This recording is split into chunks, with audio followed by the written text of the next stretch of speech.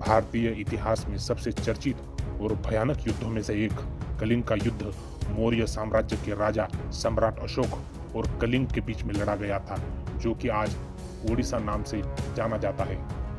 कलिंग एक समृद्ध राष्ट्र था जिसमें प्रतिभाशाली कलाकार और शांतिपूर्ण लोग निवास करते थे। कलिंग के पास मजबूत नौसेना थी, इसलिए कलिंग व्यापार में भी काफी अच्छा था। राजगद्दी पाने के बाद कलिंग का युद्ध ही सम्राट अशोक का प्रमुख युद्ध था। भारतीय इतिहासकारों के इस विनाशकारी युद्ध के कारणों के बारे में अलग अलग विचार है। नंदों के शासनकाल के दौरान कलिंग मगध साम्राज्य का एक प्रांत था, लेकिन चंद्रगुप्त मौर्य द्वारा नंदों की हार के बाद कलिंग स्वतंत्र राज्य बन गया था। बाद में चंद्रगुप्त मौर्य और बिंबिसार ने कलिंग को जीतने का प्रयास किया, किंतु वो कलिंग को जीतने में असफल रहे। सम्राट अशोक एक विस्तारवादी शासक था।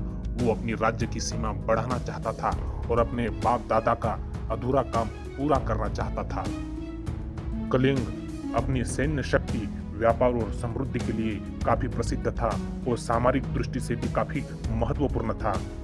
ये भी एक युद्ध का प्रमुख कारण माना जाता है।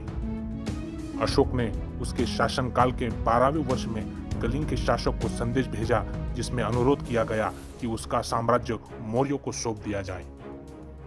हालांकि कलिंग के शासक ने मौर्य साम्राज्य के सामने झुकने से इनकार कर दिया, जिसका परिणाम यह निकला कि 261 ईसा पूर्व में अशोक ने कलिंग के ऊपर पूरी ताकत से चढ़ाई कर दी। इस युद्ध में कलिंग के सैनिकों ने और लोगों ने मौर्य सेना के खिलाफ एक बहादुर लड़ाई लड़ी।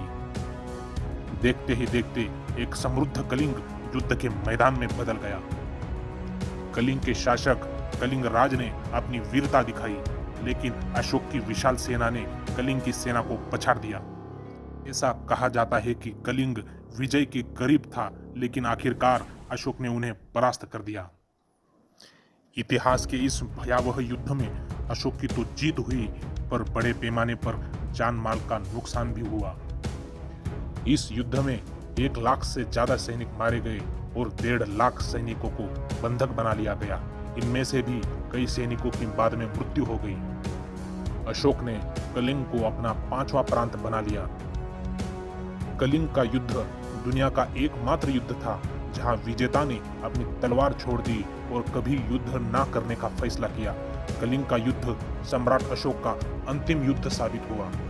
युद्ध के मैदान में जहां जहां तक नजर जाए, वहां पर मरे हुए हाथी, घोड़े और छिन्न विछिन्न अवस्था में कटे हुए सैनिक पड़े थे। अनाथ बच्चे रो रहे थे और घायल सैनिक दर्द से चिल्ला रहे थे। भयंकर रक्तपात से दया नदी का पानी लाल हो चुका था। युद्ध का ये मंजर देखकर सम्राट अशोक की आत्मा को झंझोड़ कर रख दिया। यह विनाश देखकर सम्राट अशोक का हृदय शोक से भर गया। अशोक ने महसूस किया कि वह स्वयं ही इस विनाशकारी युद्ध का जिम्मेदार है। शोक और पश्चाताप से भरे हुए अशोक ने अपनी तलवार फेंक दी और फिर कभी युद्ध ना करने का फैसला किया और शांति के मार्ग पर चलने के लिए बौद्ध धर्म अपना लिया और अपनी जिंदगी भर अहिंसा का प्रचार किया।